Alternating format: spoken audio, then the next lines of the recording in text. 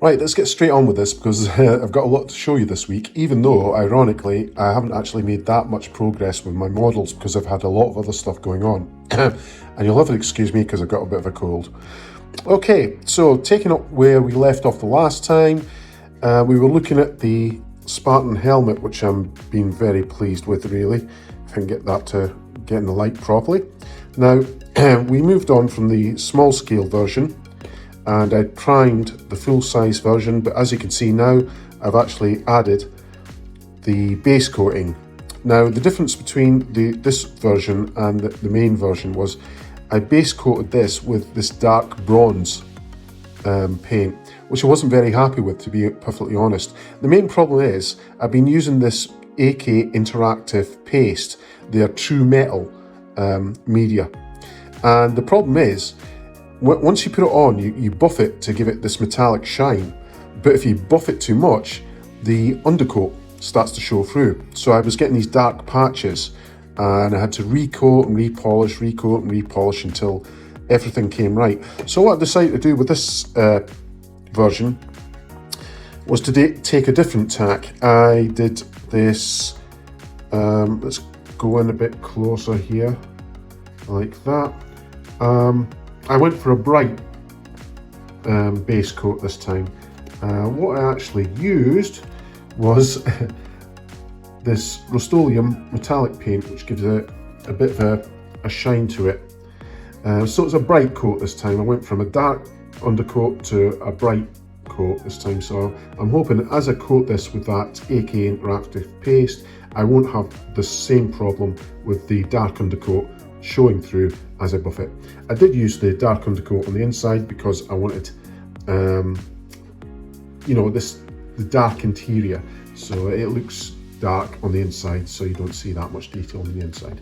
Okay, the other good thing about this is if we go back to my original tester and we quickly zoom in here, sorry, I'm trying to be as quick as I can to get through all this, you'll notice that the layer lines, I don't know if you can catch that, it's quite hard to focus, but you can see the stepped layer lines here, and that's why I didn't finish this off correctly. I was going to do some dry brushing and give it some detail, but there didn't seem much point because this stepped flaw with the layer lines here, if I can get the light showing properly, was going to make it hard to do things like dry brushing. It just wouldn't have looked right. So going back to the main one here again, quickly, you can see that I really smoothed this off really well this time. So that will actually, hopefully, dry brush a bit more smoothly. It'll be easier to get the detail in there. Sorry about the lighting. Okay, so this is looking good. Right, next bit, we're on about the Webley last week. As you can see, I've started putting the pieces together and I've started smoothing off all the joins in here and smoothing off the surfaces. This is going to be a long job. It's going to be a long haul. So I'm going to do this in between other projects. So I'll keep picking this up. So unfortunately, you're going to see this on the workbench for a long time because there's a lot of parts to get through and a lot of work to get through as I get rid of all these seams and smooth everything out to the point where I feel it's good enough quality to actually start priming and painting. So it's just one of those things. I'll keep picking it up and doing a bit at a time.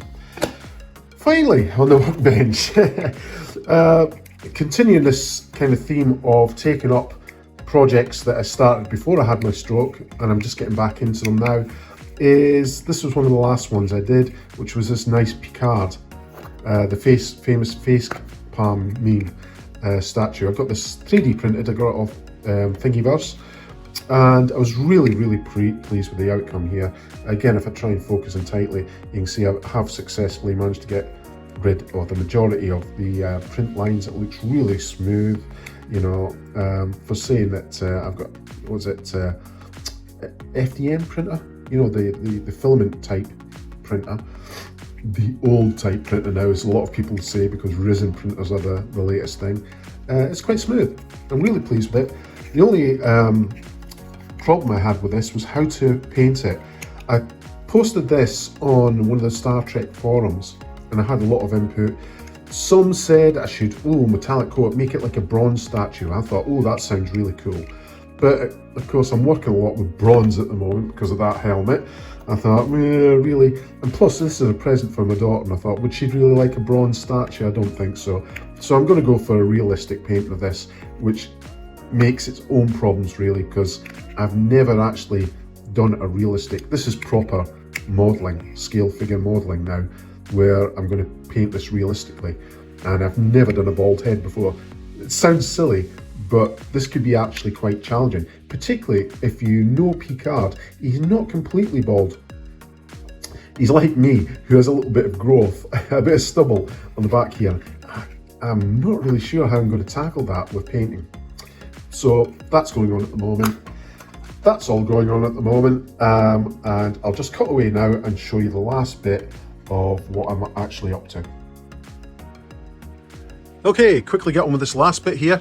Now, the shambles that you're looking at the moment, this junk pile of rubbish, I shouldn't say that really.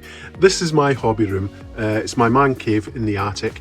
Now, you may be wondering why I'm showing you this complete and utter mess, because it's not as much of a complete and utter mess as it used to be.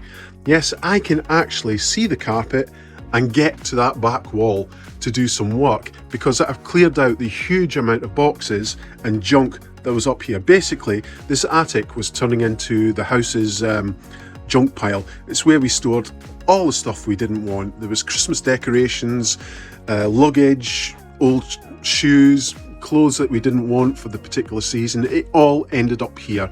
Everything, old broken electrical items, you name it, it ended up here. And basically it was floor to ceiling in junk, and I could not move. There was a little narrow gap here so I could get to my gaming computer down here, and that was it. I literally had to shuffle down this narrow gap to get there. It was a maze of boxes. So here's the major progress. I can get to the wall, and why I want to do this is because I'm going hopefully this year to start streaming my hobby tutorials from this desk. Obviously still a lot of cleaning to do, but it's not as much as there was, and I've already started put together this rig up here made from these tubes, which I'm putting together, so I can do top-down video tutorials on this desk here and hopefully stream them via Twitch. So there you go. This Steptoe's yard of junk, I swear, is not as bad as it used to be, and I'm really pleased about it.